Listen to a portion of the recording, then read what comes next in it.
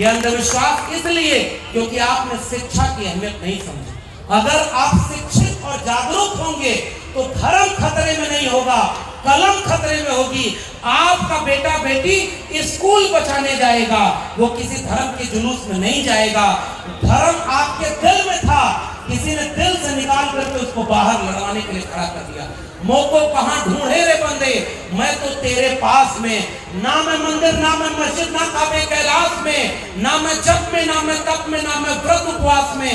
खोजी हो तो तुरते मिल हो पल भर की तलाश में। असली लड़ाई विचारधारा की, किसी नेता के खिलाफ, किसी पार्टी के खिलाफ हमारी लड़ाई नहीं है। हमारी लड़ाई कलम और किताब बचाने की है। और मैं शुक्रिया अदा करता हूं फतेह बहादुर जी का, और उससे ज्यादा शुक्रिया उस राजनीतिक दल का करना चाहता हूं जो अपने विधायक के साथ कंधे से कंधा मिलाकर खड़ा है और उन्होंने हिम्मत दी। एक शेर बड़ा मौजूद है कि जुल्म के साए में लब खोलेगा कौन, और हम भी चुप रहे तो फिर बोलेगा कौन। इसलिए मैं पूरी तरह से इस बात की, इस लड़ाई की, इस वैचारिक लड़ाई के साथ खड़ा होने आया हूं। क्या बोला था इन्होंने, फतेह बहादुर जी ने? उन्होंने माता सावित्रीबाई फूले का कोटेशन बोला था। इस मंच पर आदरणीय शिक्षा मंत्री चंद्रशेखर जी बैठे हुए हैं। इन्होंने क्या बोला था? अधम जाति में विद्या पाए, भयउ यथा अहितूत पिलाए। और इस बात के लिए कहा कि हमारी पूरी लड़ाई मान सम्मान की है, और जिस ग्रंथ में हमारे लोगों के लिए कोई गलत बात लिखी होगी तो हम उसकी आलोचना करेंगे। क्या बोला है तमाम बहुजन लोगों ने जो ये सवाल खड़ा किया सम्मान और स्वाभिमान का?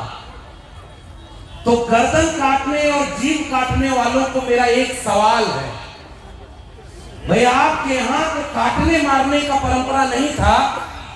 आपके यहां तो ऐसी ताकत हुआ करती थी कि एक श्राप दे देते और ये भस्म हो जाते। ये तो हिंसा आपके धर्म में तो थी नहीं। इसका मतलब कोई ऐसी ताकत नहीं है, कोई ऐसा श्राप बना ही नहीं है, वरना गर्दन काटने की बात नहीं करनी पड़ती। इसीलिए सबसे पहली बात यह है कि वैचारिक लड़ाई कलम और किताब से लड़ी जाती है, और त्रिशूल और तलवार के खिलाफ कलम और किताब की लड़ाई का साथ देने के लिए मैं इस मंच पर आया हूं, और आप सबके सामने ये कबूल करता हूं कि इस कलम और किताब की लड़ाई को हम आगे बढ़ाएंगे और कलम किताब को जीतने की बात करेंगे। आज ये कार्यक्रम जो हुआ है, ये कार्यक्रम माता सावित्रीबाई फूले के ऊपर, और ये होता है एक वैचारिक आंदोलन। अगर आपको फतेह बहादुर जी की कोई बात गलत लग रही है तो आपको यह कहना चाहिए कि ज्योतिबा फूले और सावित्रीबाई फूले गलत है, नहीं कह सकते। अगर आपको बाकी लोगों की बात गलत लग रही है तो यह बात तो हजारों साल से हमारे पुरखे पूछते आए। तुम कद बावन हम कद सूद, और हम कद लोहू तुम कद दूध। मैं और चौपाइयां पढ़ता हूं, मैं तो अपने ऊपर बात भी नहीं कर रहा हूं। प्रोफेसर जी हैं, शिक्षा मंत्री जी, और आदरणीय आलोक मेहता जी बैठे हुए हैं, अनिता जी बैठी हुई हैं, मंत्री हैं। मैं आप लोग के सामने देखिए शुरू में एक बात कहना चाह रहा हूं। आलोक सर जब बोल रहे थे कि हमारी सरकार है तब ये कार्यक्रम हो रहा है, और एक जलसे की तरह हो रहा है, और फर्क देखना होता तो आप हमारे यूपी में आ जाते, वहां अयोध्या, मथुरा, काशी तीनों है, और अगर आप इस तरह का कार्यक्रम चलाएंगे तो उसके लिए बुलडोजर खड़ा हुआ है। ये अंतर है उनमें और हम में। वहां पर कांवड़ लेकर जाने वालों पर वहां के मुख्यमंत्री फूलों की बारिश करते हैं, और 69,000 शिक्षक भर्ती के घोटाला के शिकार SC, ST, OBC 500 दिन से ज्यादा समय से आंदोलन कर रहे हैं। उनके ऊपर उनकी पुलिस लाठी चलाती है। और बिहार एक ऐसा राज्य है जहां तलवार और त्रिशूल के सामने आजादी के बाद पहली बार कोई सरकार ऐसी है जिसने एक साल में 5 लाख लोगों से ज्यादा को सरकारी नौकरी दी। 5 लाख से सरकारी नौकरी ज्यादा दे दी। और अभी तो शिक्षा मंत्री जी बैठे हुए नियुक्ति पत्र बांटा जा रहा है, और ये है वो बिहार की जमीन। इसलिए मुझे लगता है सर, हमारे जैसे लोग जब बिहार आते हैं तो इसकी मिट्टी में आज भी हमें तथागत बुद्ध की तर्कशील प्रज्ञा करुणा की ताकत महसूस होती है। इसलिए हम बिहार से ऊर्जा लेकर जाते हैं। इस बिहार जब हम आते हैं तो सम्राट अशोक को याद करते हैं। आज के लोग कहते हैं हम अखंड भारत बनाएंगे, और यहाँ के लोगों को कहते हैं कि अगर आपको इनका मामला कबूल नहीं तो आप पाकिस्तान चले जाइए, बोलते हैं ना। और अखंड भारत में 45 करोड़ मुसलमान बाहर से भारत में आ जाएंगे, उसका क्या करोगे? इसलिए जब बिहार हम आते हैं तो सम्राट अशोक को याद करते हैं। ये इतिहास है आपका। हमारी लड़ाई किसी जाति किसी धर्म के खिलाफ नहीं है। सम्राट अशोक ने जब तलवार उठाई तो वहां मैं गया हूं, उस जगह पर बंगाल में नदी का रंग लाल हो गया था, और जब तलवार रख करके बुद्धिज्म का परचम उठाया, ये पंचशील झंडा पूरी दुनिया में लहराया। उस ताकत का नाम है सम्राट अशोक, और उसकी बात मैं बिहार में जब भी आता हूं तो याद करता हूं। ये बिहार मानव कर्पूरी ठाकुर की जमीन है। ये बिहार कर्पूरी ठाकुर की जमीन इसलिए मैं कहता हूं, इतिहास इसलिए भी याद किया जाना चाहिए सर। मैं उत्तर प्रदेश का रहने वाला हूं, और जिस समय उत्तर प्रदेश में मुख्यमंत्री थे, आओ अगर आपकी भावना आहत होती है इस तरह के बयानों पर, तो प्रोफेसर चंद्रशेखर ने यही सवाल पूछा था कि अगर तुम्हारी किताब में कोई बात लिखी है जिससे हमारी भावना आहत होती है, तो हमारी भावना की कोई कीमत नहीं है क्या? हम अपनी भावना आहत करने वालों के खिलाफ बोलेंगे, और इसका अधिकार हमें भारत का संविधान देता है। संविधान ने इजाजत दी। तो एक इतिहास ये भी याद करिए, और इस बात को आज कहने का वक्त है। उत्तर प्रदेश में मुख्यमंत्री थे राम नरेश यादव, और बिहार में मुख्यमंत्री थे कर्पूरी ठाकुर। एक अहिर बिरादरी के और दूसरे नाई बिरादरी के। दिल्ली के लोग उस इतिहास को याद करिए, उन्होंने क्या कहा कि दिल्ली से चमड़ा भेजा संदेश, और बार बनावे कर्पूरी और भैंस चरावे राम नरेश। ये किसने नारा लगाया था? बड़ जात बतियौला से और छोट जात लतियौला से। ये मुहावरा किसने बनाया था? ये सवाल हमने पूछना शुरू किया, क्योंकि तुमने कभी अपने धर्म के नाम पर हमें एक माना ही नहीं, तुम हमें जातियों में बांटकर अपमानित करते रहे हो। अहिर गणरिया कुर्मी चोर और धर सारे का टंगरी तोड़। भोजपुरी समझते हैं ना? तब मैं बिहार में खड़ा हूं, और उस बिहार में जो समाजवादी आंदोलन, बिहार के लोगों का इतिहास पढ़िएगा, त्रिवेणी संघ का आंदोलन जो 90 की बात करता है, उसके बाद अर्जक संघ और बाबू जगदेव प्रसाद का आंदोलन। ये आज के नौजवान जितने आए हैं सेल्फी खिंचाने, मैं उनसे कहना चाहता हूं, पुराने लोग तो उस इतिहास के गवाह हैं। नौजवानों को आज पता ही नहीं कि धर्म की अफीम क्यों चपाई जा रही है, क्योंकि आपसे आपका इतिहास कोई पढ़ने नहीं देना चाहता है। बाबू जगदेव प्रसाद, महामना रामस्वरूप वर्मा, उनके नारे को याद करिएगा, जिसमें समता की चाह नहीं वह बढ़िया इंसान नहीं। समता बिना समाज नहीं, बिन समाज जनराज नहीं। और जो जमीन को जोते बोए वो जमीन का मालिक होए, ये नारा लगा था। और समाजवादी जगह है ये भाई। बिहार के लोगों, आपसे ऊर्जा लेने के लिए मैं इस इतिहास को याद कर रहा हूं। क्या बोला था उन्होंने? दो बातें हैं मोटी मोटी, हमें चाहिए इज्जत और रोटी। हमारी लड़ाई इज्जत और रोटी की लड़ाई है। जितने लोगों ने ये लड़ाई लड़ी है वो इज्जत और रोटी की लड़ाई है। तो समाजवाद का नारा था, मिटे गरीबी और अमीरी, मिटे चाकरी और मजबूरी, रोटी कपड़ा सस्ती हो और दवा पढ़ाई मुफ्ती हो। वो नारा जब आगे बढ़ा, उन्होंने क्या लिखा उस नारे में कि ब्राह्मणवाद की क्या पहचान, गिट-पिट बोले करे न काम, और मानववाद की क्या पहचान, ब्राह्मण भंगी एक समान। ये नारा था, और उस नारे को डॉक्टर राम मनोहर लोहिया ने आगे बढ़ाया। इस पूरे नारे में कहीं आपको हिंसा नजर आ रही है क्या? किसी के खिलाफ गाली नजर आ रही है क्या? किसी का अपमान नजर आ रहा है क्या? उस नारे को डॉक्टर राम मनोहर लोहिया ने आगे बढ़ाया। सब पिछड़ा सन सोपा ने बांधी गांठ, और पिछड़ा पावे 100 में 60। और उस नारे को बाबू जगदेव प्रसाद और रामस्वरूप वर्मा ने आगे बढ़ाया कि 100 में 90 शोषित हैं, शोषितों ने ललकारा है, धन धरती और राजपाट में 90 भाग हमारा है, 10 का शासन 90 पर नहीं चलेगा, नहीं चलेगा। किसी के खिलाफ ये लड़ाई है क्या? ये लड़ाई आपके हक अधिकार की लड़ाई रही है।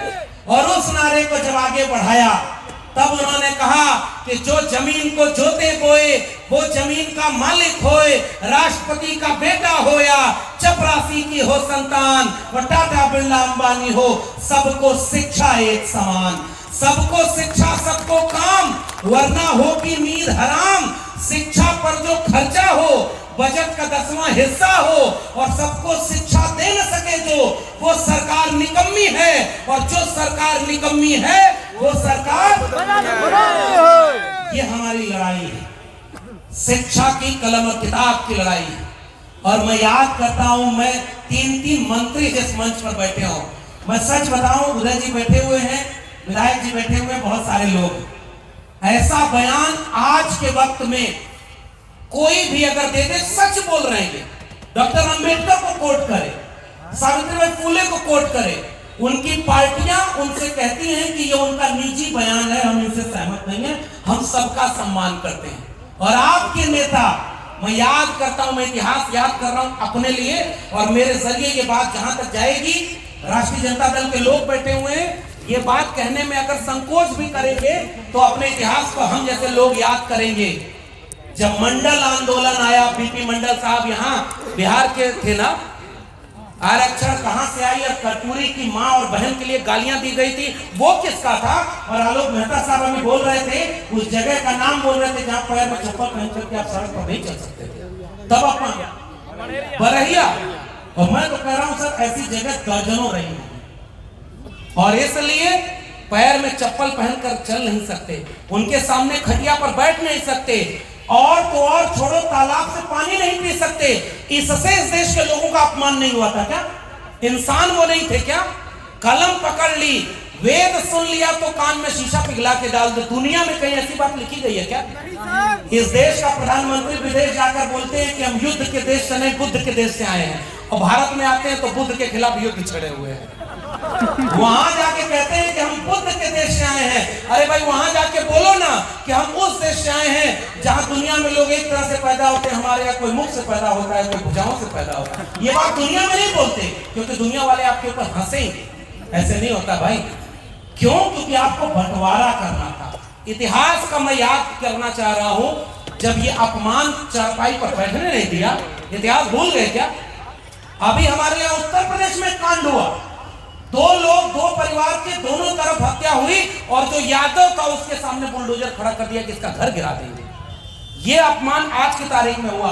उत्तर प्रदेश में हमारे मुख्यमंत्री रहे, आदरणीय मरहूम नेताजी के वो मुख्यमंत्री के बेटे रहे, ऑस्ट्रेलिया से पढ़ करके आए थे, और जब मुख्यमंत्री आवाज छोड़ा तो गंगा जल से उनका आवाज धुलवाया। ये अपमान नहीं हुआ क्या? और इसलिए मैं पूछने आया हूं, जब ये अपमान आपके लोग करते थे 90 में बीपी मंडल साहब से विधानसभा में, पुराने लोग जानते होंगे, जब से मैंने इतिहास पढ़ा है, मैं अपने लोगों को समझाने के लिए बात कहता हूं। जब ये इतिहास बोला गया कि बीपी मंडल साहब के सामने खड़े होकर कहा गंगा में तेल रिस गया, आग लग गई, तो खड़ा होकर बोला गया कि एक शूद्र जब मुख्यमंत्री बन जाएगा तो गंगा में आग नहीं लगेगी, तो और क्या होगा? बीपी मंडल साहब ने खड़े होकर बोला, ये गंगा में आग तो तेल रिसने से लगी है, लेकिन हमारे यहाँ होने से तुम्हारे सीने में जो आग लगी है, इसको हमें और भड़काए हैं, सबकी बराबरी का भारत में बना। अपमान ये नहीं था क्या? अपमान इस बात का नहीं था जब मंडल आंदोलन लागू हुआ। और मैं याद कर रहा हूं, जातिवादी लोग कहते हैं ना, अभी तमाम लोग बोल रहे थे, उन्होंने ये बात कही कि जब हम सामाजिक न्याय की बात करते हैं तो हमसे कहा जाता है हम जातिवाद कर रहे हैं। गुजरात का मुख्यमंत्री रहते हुए कभी जातियां नहीं बताई थी, और जब भारत का प्रधानमंत्री बनना हुआ तो जाति किसने बताई? नाम जान रहे, मैं इस वैचारिक मन से किसी नेता का नाम लूंगा नहीं, नए नाम लेने की जरूरत थी क्या? कुछ लोग पनौती भी बोल रहे हैं, लेकिन हम तो नाम नहीं लेंगे, हम तो अपनी वैचारिक बात कह रहे हैं। जाति आपसे किसी ने पूछी थी? मैं ओबीसी माँ का बेटा हूं, किसने बताया? राष्ट्रपति बनाया तो जाति किसने बताया? किसी ने प्रेस कॉन्फ्रेंस करके जाति बताई ना? जब उन्होंने अब की राष्ट्रपति बनाया तो बताया कि हम पहली बार एक आदिवासी महिला को राष्ट्रपति बना रहे हैं। और जब बिहार के लोगों ने कहा कि अब जाति जनगणना होगी, तो वही कह रहे हैं जातियां तो होती ही नहीं है, केवल गरीब, अमीर, किसान, नौजवान यही जाति होती। अब आप अपने इतिहास पर आइए। मंडल आंदोलन लागू हुआ तो मंडल के खिलाफ में कमंडल लेकर निकलने वाले लोग कौन थे? अब मैं आपके इतिहास पर आ रहा हूं। मुझे भी पता है उत्तर प्रदेश बिहार का एक रिश्ता है समाजवाद का, सामाजिक न्याय का। तो जैसे शिव चर्चा आपके यहाँ हो रही है, वैसे ही शिव चर्चा हमारे यहाँ भी हो रही है। यहाँ इतनी महिलाएं बैठी हैं और मैं फिर से बधाई दूंगा फतेह बहादुर जी को। माता सावित्रीबाई फुले का ये कार्यक्रम मंच पर बैठे हम तमाम बड़े लोगों से नहीं, इतनी महिलाएं जो इतनी तादाद में इतने देर से बैठी हैं, इनकी वजह से कामयाब हुआ। इसलिए इनके लिए ताली बजाना चाहिए। ज्योतिबा फुले, सावित्रीबाई फुले तब तक बराबर नहीं बनते जब तक उन्होंने कलम हाथ में नहीं ली होती। ज्योतिबा फुले को पिता ने घर से निकालने के लिए कहा कि तुम्हें अपना स्कूल चुनना है या अपना घर चुनना है। ज्योतिबा फुले ने अपना घर चुना था। क्या आप लोग भी जरा जोर से बताइए? अपना स्कूल चुना था ना। और पत्नी को पढ़ाया सबसे पहले ज्योतिबा फुले ने। पता है कैसे पढ़ाया था? पेड़ की डंडल तोड़कर मिट्टी पर लकीरें खींचकर उन्होंने सावित्रीबाई फुले को पढ़ाया। और जब उनके स्कूल खोलने के लिए कोई जगह नहीं मिली, ये बिहार की समाजवादी जमीन है, मैं फिर से एक इशारा कर रहा हूं, जब जमीन नहीं मिली ज्योतिबा फुले को, तो ज्योतिबा फुले के स्कूल खोलने का विरोध कौन लोग किए थे पता है? मुखस्य जाए थे। और मैं नहीं बोलूंगा क्योंकि धर्म का अपमान हो रहा था। शूद्र और महिलाओं के बच्चों को शिक्षा देना अगर धर्म का अपमान है, तो ये बताओ वो धर्म शूद्रों और महिलाओं का था क्या? नहीं। और ज्योतिबा फुले और सावित्रीबाई फुले के खिलाफ पुणे और भिड़ेवाला में बड़े बड़े पोस्टर लगा दिए गए कि धर्म का अपमान हो रहा है। तब उस समय जब उनको बहिष्कृत कर दिया, तो अपना घर का आंगन दिया था स्कूल खोलने के लिए। उस व्यक्ति का नाम है उस्मान शेख और उनकी बहन थी फातिमा शेख, जो उनके स्कूल में पढ़ाया जाया करती थी। ये है सांप्रदायिक सौहार्द और यह सामाजिक न्याय। सबने मिलकर के कलम और किताब बांटने का काम किया। वो सावित्रीबाई फुले जिनके ऊपर पत्थर और कीचड़ फेंका गया, 2 साड़ी लेकर जाती थी। महिलाएं यहाँ बैठी हुई हैं। हमारे यहाँ मैं आ रहा हूं उस इतिहास पर, जो इस पार्टी का, इस विचारधारा का यहाँ का इतिहास है। सावित्रीबाई फुले 2 साड़ी लेकर घर से निकलती थी स्कूल जाने के लिए, क्योंकि रास्ते में उनके ऊपर गोबर फेंका जाता था, मैला फेंका जाता था। और सावित्रीबाई फुले जाकर बोलती हैं, तुम मेरे ऊपर गोबर फेंकते रहे, मैं तुम्हारे बच्चों को शिक्षा देती चली गई। एक दिन गोबर हारेगा और कलम और किताब जीतेगी। लेकिन अब एक बात का जवाब दीजिए, कल जो गोबर फेंकते थे उन्हीं के लोग आज गोबर में विज्ञान ढूंढते हैं। समझ रहे कि नहीं? आधा किलो गाय का गोबर अगर लीप लीजिए तो वह रेडिएशन नहीं होगा। सुना? आधा किलो गाय का गोबर अगर ऊपर से ढक लीजिए तो परमाणु बम के हमले से बच जाएंगे। आधा किलो गाय के गोबर कोहिनूर हीरे से भी ज्यादा होता है।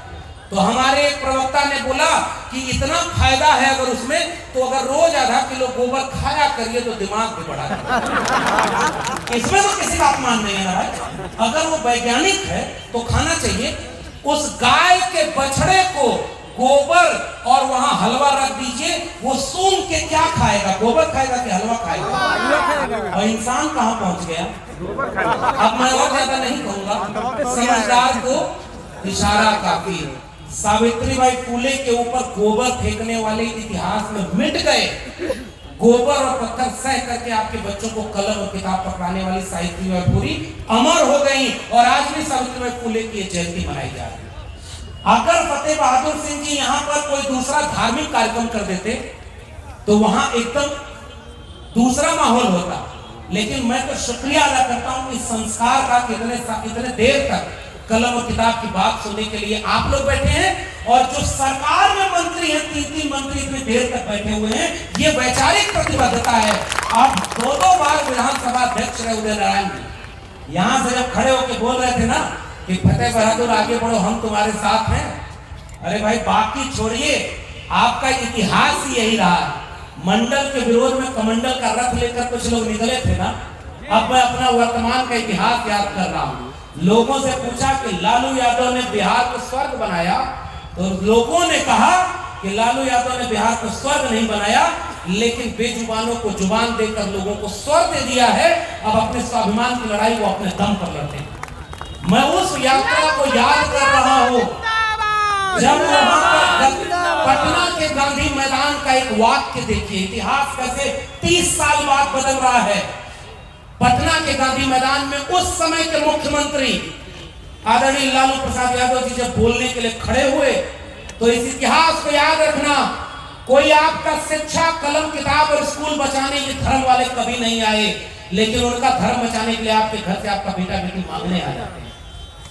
आप याद रखना, आपके नेता ने क्या कहा था कि अगर इंसान ही नहीं रहेगा तो मंदिर में घंटा बजाने कौन जाएगा, अगर इंसान ही नहीं रहेगा तो मस्जिद में इबादत देने कौन जाएगा। जितना एक प्रधानमंत्री के जान का कीमत है, उतना ही एक आम इंसान के जान का कीमत है। हम अपने राज्य में दंगा फैलने नहीं देंगे और हम चाहते हैं कि अपना रथ लेकर वापस चले जाएं।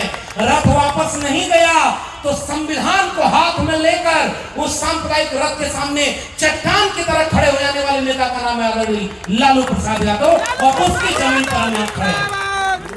और तारीख थी 23 अक्टूबर 1990।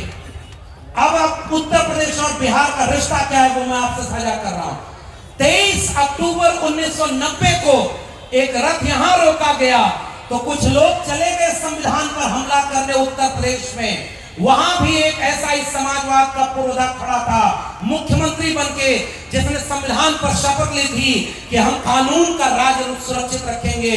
और उन्होंने जब लोग हमला करने चले गए तो 30 अक्टूबर 1990 को ठीक एक हफ्ते बाद गोली चलवाकर संविधान को बचाना पड़ा, तो भी बचाने का काम किया। उनका नाम था मरहूम नेताजी मुलायम सिंह यादव। और ये समाजवाद का रिश्ता है, सांप्रदायिकता के सामने चट्टान की तरह खड़े हो जाने वाले लोग। और आज उन्हीं के लोगों को कहा जा रहा धर्म खतरे में है, आपको वहां चलना है।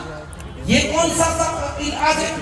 फिर भी मैं कह रहा हूं, आज आपकी पार्टी आज भी वैचारिक रूप से वहीं खड़ी है। जब आपके नेता ने ये बात बोली, और ऐसी बात हमें लोगों तक पहुंचानी है, भूख लगेगी तो मंदिर जाओगे, रोटी मिलेगी क्या? अब ये बताइए, इसमें किसी का अपमान है क्या? इसमें कोई गलत बात है क्या? अगर भूख लगेगी तो कहां जाएंगे? रोटी जहां मिलेगी वहां जाएंगे। पैर में चोट लगेगी तो अस्पताल जाएंगे कि मंदिर जाएंगे? ये वैचारिक लड़ाई है। और जो सावित्रीबाई फुले ने लड़ा है, महात्मा फुले ने लड़ा है, बाबा साहब डॉक्टर अम्बेडकर ने लड़ा है, और जगदेव बाबू ने लड़ा है। किसी सवर्ण की हरवाही करने के लिए मैं पैदा नहीं हुआ। पहली पीढ़ी के लोग मारे जाएंगे, दूसरी पीढ़ी के लोग जेल जाएंगे, और तीसरी पीढ़ी के लोग राज करेंगे।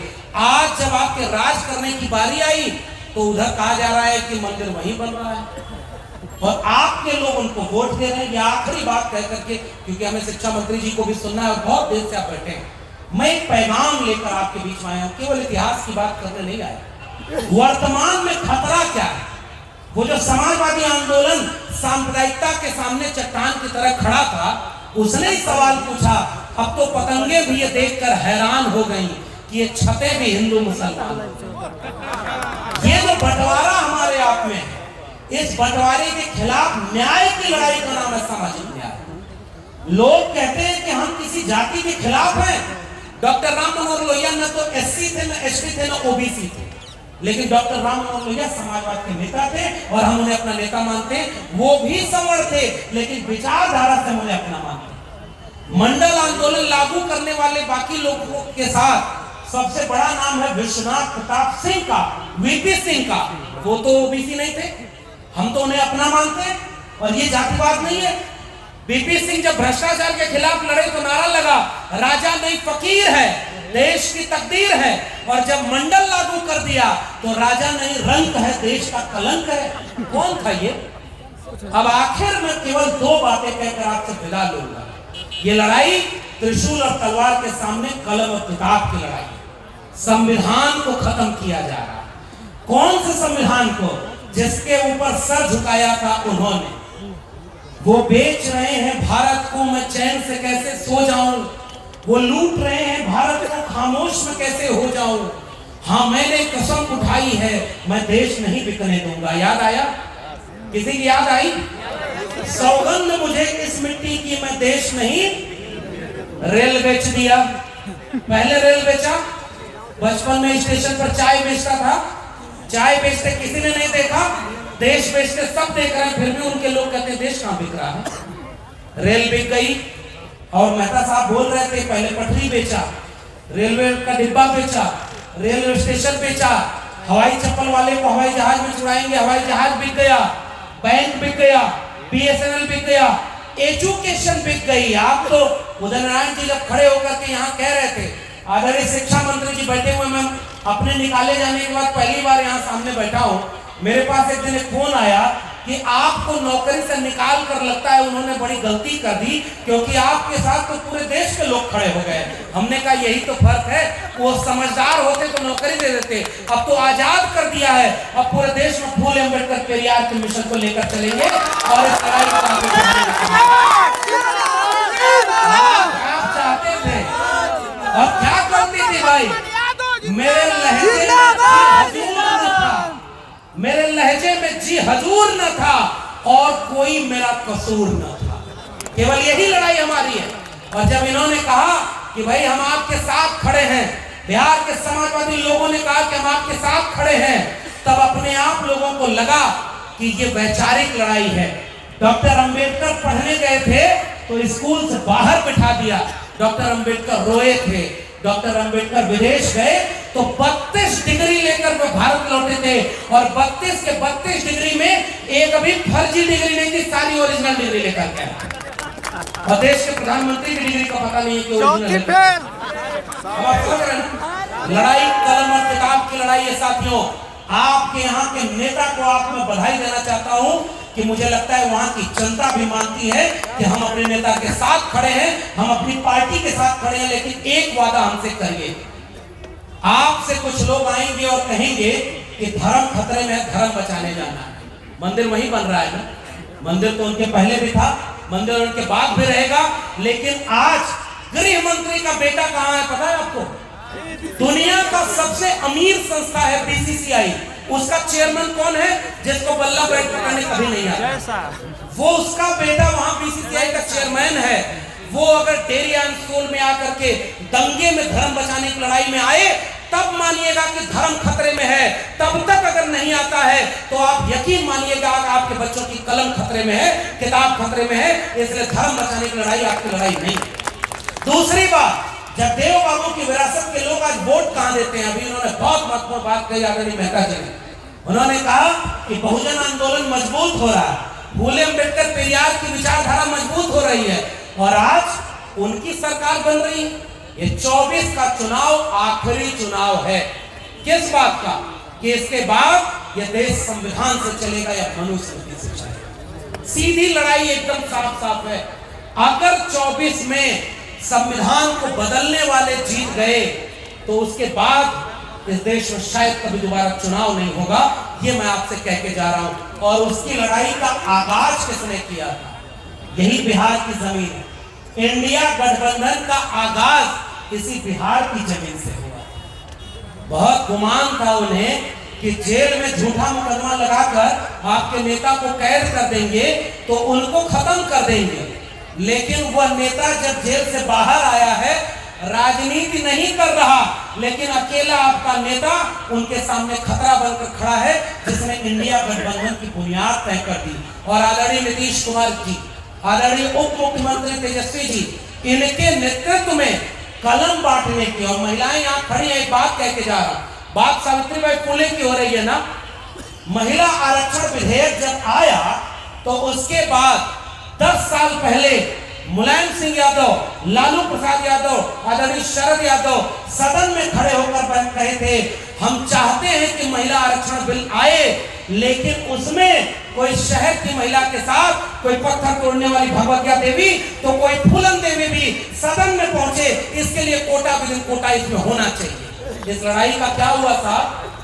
उनको कहा गया कि महिला आरक्षण विधेयक के विरोधी हैं और इतनी महिलाएं यहाँ बैठी हैं। आप बताइए, यहाँ जब ये हमारी मंत्री महोदया जब बोल रही थी तब मुझे महसूस हो रहा था कि समाजवाद अगर जमीन पर लागू हो जाए, जितने लोगों का वक्ताओं में नाम था, जितनी जातियों को 6 विश्वविद्यालय बनाए लालू प्रसाद यादव जी ने, चरवाहा विद्यालय बनाया कि गैया बकरी चरती जाए और मुन्नी बच्ची पढ़ती जाए, वो वाला काम उन्होंने चरवाहा विद्यालय के साथ किया। 6 विश्वविद्यालय बनाए और जिस समय केरल का शिक्षा बजट 78 करोड़ करोड़ था। उस समय बिहार में आदरणीय लालू प्रसाद यादव का शिक्षा बजट 176 करोड़ था। शिक्षा और कलम के लिए उन्होंने नारा दिया। पहले नारा लगा था करो या मरो, और अब बिहार में लालू जी ने नारा लगाया पढ़ो या मरो।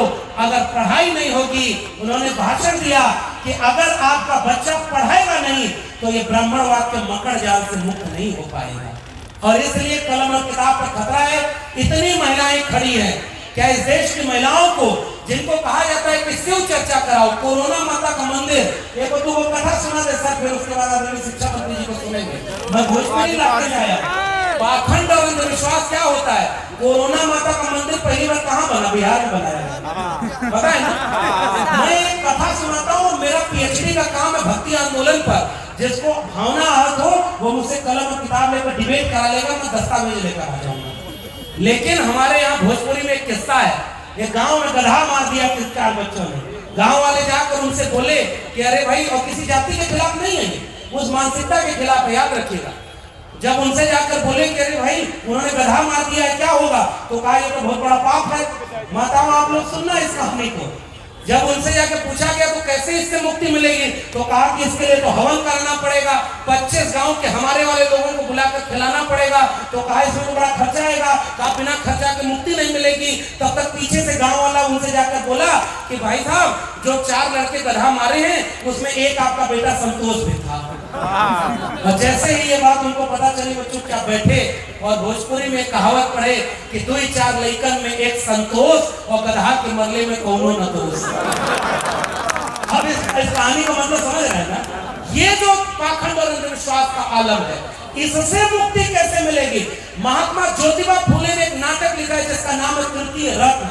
उसमें एक आदमी के बारे में लिखा है कि उसका आदमी का बहुत दुख चल रहा था जीवन में, तो उन्हीं के पास चला गया।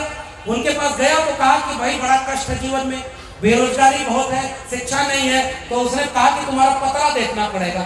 पतरा देखा, मंगल ग्रह को पता नहीं है कि उसके नाम पर भारत में कितनी शादियां टूट जाती है।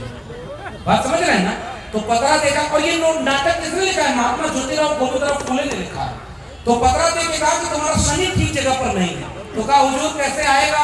तो कहा वही हवन कराना पड़ेगा। तो कहा बड़ा खर्चा आएगा। तो कहा 10,000 रुपया। तो कहा इतना पैसा नहीं है। तो कहा अच्छा चलो तुम्हारे लिए 50% डिस्काउंट लगा देते हैं, 5,000 रुपए में तुम्हारे लिए हवन कर देंगे। वो आदमी बोला नहीं साहब इतना भी पैसा नहीं है। तो कहा अच्छा 1 महीने के लिए हवन करा दो, 1,000 रुपया दे देना। वो आदमी बोला बहुत गरीबी है, इतना भी पैसा नहीं है। तो अम्मा लोग आप लोग सुनिए इस बात को। तो उस आदमी से बोला कि 100 रुपया हमको दक्षिणा दो, हम तुमको मंत्र दे देते हैं, इसका जाप करते रहना, शनि ठीक जगह पर रहेगा। वो आदमी अपनी जेब निकाल कर दिखाया और कहा कि हमारी जेब में 1 फूटी कौड़ी नहीं है। तो सामने वाला आदमी गुस्से में खड़ा होकर बोला कि जब तेरी जेब में 1 फूटी कौड़ी नहीं है तो जा बेटा, शनि तेरा कुछ नहीं बिगाड़ सकता। सारी लड़ाई किसकी थी? आपका पैसा कलम और किताब पर खर्च होना चाहिए था, और पैसा लेकर कोई और चला गया। किस्सा और सुनिए, नोटबंदी हुई थी ना, 500 और 1000 के नोट बंद हो गए। तो माताओं बहनों में एक लोग थी जो दबा के नोट रखी थी पति से छुपा कर। बिहार में तो वो वाला मामला बंद है, उत्तर प्रदेश में उसी से महिलाएं सबसे ज्यादा परेशान है। यहाँ जोर से जय भीम बोलेंगे और शाम को बिना पानी के। आप समझ रहे हैं ना? इससे भी बचना है हम लोगों को। जब उनका पैसा बचा तो चुपचाप सोची कि बैंक अकाउंट में जाएंगे, तो बैंक वाला कहा कि इसका तो आपको रिकॉर्ड देना पड़ेगा। तो सोची कि मंदिर में भगवान को चढ़ा लेते हैं तो कम से कम मुक्ति मिल जाएगी। तो पुरनकी जो नोट बंद हो गई थी 500-1000 की, चुपचाप ले जाकर के मंदिर में चढ़ाने लगे और जल्दी जल्दी अपना मन्नत मांगने लगे, बिटिया का ब्याह हो जाए, बेटवा को नौकरी मिल जाए और उनका जो तबियत ठीक हो जाए। अचानक एक आदमी बीच में आया और वो कहा कि अरे ये वाली नोट तो बंद हो गई है। तो महिला कही कि धीरे बोलिए, आपको पता है कि नोट बंद हो गई है, हमको पता है कि नोट बंद हो गई है, भगवान को थोड़े पता है कि नोट और ये मैं नहीं कर रहा हूँ, ये हकीकत में हुआ, इसमें किसी का अपमान नहीं है। तो वो आदमी बीच में बोला कि ये नोट भगवान थोड़े लेते हैं, उनको पता होना चाहिए। नोट जो लेता है उसको पता है कि ये नोट बंद हो गई। पाखंड अंधविश्वास के खिलाफ लड़ाई 2000 साल की इस देश की है। काकर पाथर जोड़ के मस्जिद लई चुनाए, ता चढ़मुल्ला बाग दे के पहरा हुआ खुदाए, तो पाथर पूजे हर मिले तो मैं पूजूं पहाड़, और ताते ये चाकी भली पीस खाए संसार, अरे दौन राह न पाई हिंदू की हिंदुआई देखी तो तल की तुरकाई, अरे दौन राह न पाई। उस महात्मा कबीर ने पाखंड और अंधविश्वास के खिलाफ जो लड़ाई लड़ी थी, वही लड़ाई तो हमारी लड़ाई है, कलम और किताब की लड़ाई है। और इसलिए कलम और किताब बचाने के लिए ये जो आंदोलन और ये मिशन हो रहा है, कलम और किताब बचेगी कैसे? यहाँ आप जय भीम का नारा लगाएंगे और अचानक आपकी जात बिरादरी का व्यक्ति चुनाव लड़ने आ जाएगा तो उसको वोट दे देंगे, तो फिर संविधान बदले जाएगा कि नहीं बदला जाएगा? और अगर संविधान बदल दिया जाएगा तो इतिहास का क्या करेंगे? इसलिए हम अपनी लड़ाई किसी के खिलाफ नहीं करते। एक आखिरी बात कह के जा रहा हूँ, पाखंड और अंधविश्वास इसलिए जरूरी है इससे बचना क्योंकि यह आपको तर्कशील और विवेक उत्पन्न देता है। हमारे यहाँ अर्चक संघ में कथा कही गई है, दादाजी गुजर गए तो पिताजी ने कहा कि उनकी आत्मा कहाँ है, तो कहा ऊपर है, तो कहा वहां कोई दिक्कत कहाँ, दूध पीने में दिक्कत है, गाय गोदान कर दीजिए। अब बिहार के लोगों को पता है ना गोदान किस नाम पर मांगा गया, तो कहा आत्मा वहां दादाजी तक कैसे पहुंचेगी, तो उन्होंने कहा कि हम है ना उनके प्रतीक धरती पर, हमको देंगे तो उनको मिल जाएगा। तो नई वाली गाय लेकर चले गए। कुछ दिन बाद वो आदमी आया और फिर पूछा कि दादाजी कैसे हैं, तो कहा गाय का बढ़िया दूध पीते हैं, बस रात में सोने के लिए दिक्कत होती है, वो चारपाई अगर मिल जाती। तो कहा चारपैया दादाजी तक कैसे पहुंचेगी, तो कहा हम हैं ना धरती पर, हमको देंगे तो उनको पहुंच जाएगी। नई चारपाई पिताजी देकर चले गए। तीसरे दिन आए और तीसरी बार जब आए तो कहे कि आज पिताजी कैसे, तो कहे नई वाली गाय का बढ़िया दूध पीते हैं और बढ़िया चारपाई पर सोते हैं। ये वो दिक्कत ये है कि डेरी आंसुर घूमने में साइकिल नहीं है, पैदल जाना पड़ता है, अगर नई साइकिल मिल जाए तो काम हो जाए। तो वहीं उनका एक पोता बैठा हुआ था जो कलम और किताब से दीक्षित हो गया था। उसने कहा कि आदमी झूठ बोल रहा है, पिताजी आपने साइकिल, गाय और चारपाई जो भेजी है वो दादाजी को मिली ही नहीं। तो वो आदमी कहा तुमको कैसे पता नहीं मिली, तो उसने कहा दादाजी हमको चिट्ठी लिखकर भेजे हैं कि तुम्हारा भेजा हुआ हमको कुछ नहीं मिला। अब वो आदमी गुस्से में कहा कि ये चिट्ठी तुम्हारे पास किस रास्ते आई, तो वो लड़का बोला उसी रास्ते जिस रास्ते आपने गाय भेजी थी, चारपाई भेजी थी और साइकिल भेजी थी। ये अंधविश्वास इसलिए क्योंकि आपने शिक्षा की अहमियत नहीं समझी। अगर आप शिक्षित और जागरूक होंगे तो धर्म खतरे में नहीं होगा, कलम खतरे में होगी। आपका बेटा बेटी स्कूल बचाने जाएगा, वो किसी धर्म के जुलूस में नहीं जाएगा। धर्म आपके दिल में था, किसी ने दिल से निकाल करके उसको बाहर लड़वाने के लिए खड़ा कर दिया। मोको कहां ढूंढे रे बंदे, मैं तो तेरे पास में, ना मैं मंदिर ना मैं मस्जिद ना काबे कैलाश में, ना मैं जप में ना मैं तप में ना मैं व्रत उपवास में, खोजी हो तो तुरते मिल हो पल भर की तलाश में। और कहे कबीर सुनो भाई साधो, मैं तो हूँ विश्वास में। वो जो आपके अंदर भगवान था उसको उन्होंने बाहर खड़ा करके केवल लड़ाई करवाया। हिंदू बना मुस्लिम, मंदिर बना मस्जिद, हिंदुस्तान पाकिस्तान कब्रिस्तान। आज आखिरी वाक्य कह के जा रहा हूँ, आप कहते हो 100 में 90 हम हैं, तो फिर सरकार उनकी कैसे बन रही है? इसका मतलब यहाँ तो 90 होते हैं और उधर जाकर ये सोचते हैं ओबीसी में सारा हक कौन ले लिया, तो यादव जी के खिलाफ सारे लोग हो जाए। और यादव जी लोगों को लगता है कि हम तो मजबूत है, हमारा शोषण कौन करेगा। आपको इतिहास याद इसीलिए दिलाया था मैंने कि राम नरेश यादव और अखिलेश यादव तक का शोषण का इतिहास रहा है, अपमान का इतिहास रहा है। बड़ी जिसकी संख्या है, बिहार के लोगों जाति जनगणना आपने करा दी, संख्या सबकी पता चल गई ना। जिसकी संख्या ज्यादा है उसकी जिम्मेदारी ज्यादा है, जिसकी जितनी संख्या भारी उसकी उतनी हिस्सेदारी, तो उसकी उतनी जिम्मेदारी। ज्यादा संख्या वाले लोग 2 कदम पीछे आए और जैसे लालू यादव ने, जैसे मुलायम सिंह यादव ने, जैसे मान्यवर कांशीराम ने हर जाति बिरादरी के लोगों से मंच सजाया था। ज्यादा संख्या वाले लोग 2 कदम पीछे आए और जिसकी संख्या कम है उसको अपने कंधे पर बिठाएं। अपने आप देखिए एकजुटता न बन जाए तो कहिए। हमने अपनी नाक लंबी कर ली और दिल छोटा कर लिया। हमको लगता है कि हमारी जात बिरादरी ताकतवर है तो हम कमजोर को नहीं साथ लेंगे। नहीं भाई, खटिया पर बैठना और मुंह में जबान रख करके बोलना आपके नेताओं ने सिखाया। लालू यादव कभी नेता नहीं बन पाते अगर वो केवल यादवों के नेता होते। मुलायम सिंह यादव कभी नेता नहीं बन पाते अगर वो केवल यादवों का वोट लेते। मान्यवर कांशीराम कभी नेता नहीं बन पाते अगर केवल दलितों का वोट मिलता। उन्होंने 90% की बात की तो 90% को हिस्सेदारी दी। उन्होंने क्या कहा, जब तबला बाजेगा धीरे धीरे तो एक पे बैठेगा ये क्यों नारा लगा था? इस नारे को लोग लालू यादव को कहें कि वहां पर जो है मुसीबत है। नहीं, लालू यादव उनका नाम है जो दूरदर्शिता रखते थे, दंगे के सामने खड़े हुए, समानता के सामने खड़े हुए। और लालू यादव का परिभाषा भगवतिया देवी से पूछिएगा, और मुलायम सिंह यादव की परिभाषा फूलन देवी से पूछिएगा, और मान्यवर कांशीराम की परिभाषा उस 90% बहुजन से पूछिएगा जिन्होंने उसके दिल में आत्मसम्मान दे दिया।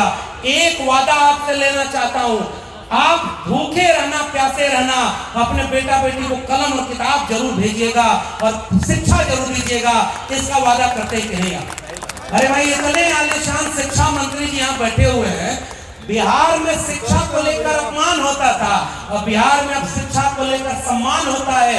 पूरे देश में कहिए कि अगर शिक्षा मंत्री कोई हो तो ऐसा पढ़ा लिखा और विद्वान और अपने विचारधारा को लेकर कमिटेड होना चाहिए।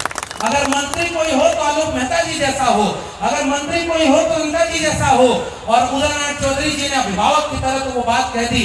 हमारे यहाँ सतीश भाई हैं, फतेह बहादुर जी हैं, हम आपको हिम्मत देकर जा रहे हैं, लेकिन उससे ज्यादा डेरी आंसोल के लोगों, हम आपसे हिम्मत लेकर जा रहे हैं हम, क्योंकि आज इस देश में दंगे का माहौल बनाया जा रहा है। समाजवादी लोगों, हमने और आपने समाजवाद और सामाजिक न्याय का लाभ लिया है।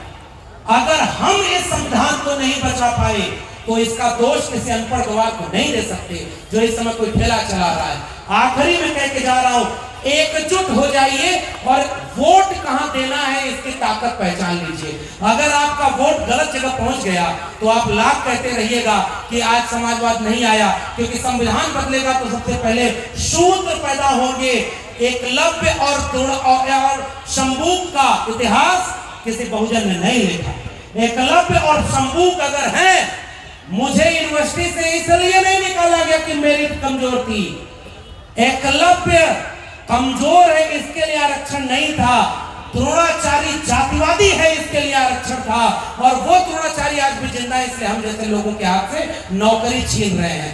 हम आपसे गुजारिश करने आए हैं, कलम और किताब की बात करने के लिए संविधान को बचाना जरूरी है। और आखिरी में किस्सा जो मैं हर जगह कहता हूं, आप ये मत सोचिएगा कि उनके पास ताकत ज्यादा है, मीडिया ज्यादा है, वो झूठ को सच बोलेंगे, वो हर चीज झूठ बोल करके टेलीविजन उनको दिखाएगा, जीत जाएंगे।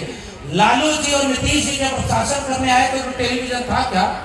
कर्पूरी ठाकुर जब यहाँ के मुख्यमंत्री बने तो टेलीविजन और सोशल मीडिया था क्या? तो आज अगर इतना सोशल मीडिया है तो उसका पॉजिटिव उपयोग करिए, और इतने लोग ताकत में हैं तो हाथ उठाकर वादा करिए, चाहे कुछ भी हो जाए 2024 में संविधान विरोधियों को दिल्ली की कुर्सी पर नहीं बैठने देंगे। बैठने देंगे क्या? दिल्ली की कुर्सी पर बैठने देंगे? संविधान विरोधी को जीतने देंगे? उनको धर्म के नाम पर आग लगाने देंगे? उनको शिक्षा बेचने देंगे? अगर नहीं तो यहाँ से संकल्प लेकर जाइए कि आप संविधान बचाने के लिए कुछ भी करेंगे। कमजोर मत समझिएगा। जंगल में आग लगी तो सारी चिड़िया भाग रही थी या चुपचाप तमाशा देख रही थी। एक चिड़िया अपनी चोंच के पानी से जंगल की आग पर जाती और चोंच का एक घूंट पानी डालकर फिर आती पानी लेने। बाकी चिड़िया खड़े होकर हंस रही थी कि तुम्हारे एक बूंद पानी से इतने बड़े जंगल की आग बुझ जाएगी क्या? ये मेरा आखिरी वाक्य है, इस वाक्य को गांव-गांव पहुंचाना। उस चिड़िया ने कहा कि अगर मुझे पता है कि मेरे एक चोंच के पानी से ये जंगल की आग नहीं बुझेगी, मगर जब इस आग का इतिहास लिखा जाएगा तो मेरा नाम आग लगाने वालों में नहीं, आग बुझाने वालों में शामिल होगा। जय भीम, जय मंडल, संविधान जिंदाबाद, उन्मूलन जिंदाबाद, इंकलाब जिंदाबाद। साथियों, नेशनल जनमंच को सब्सक्राइब करें, साथ ही बेल आइकन की घंटी को बजाएं।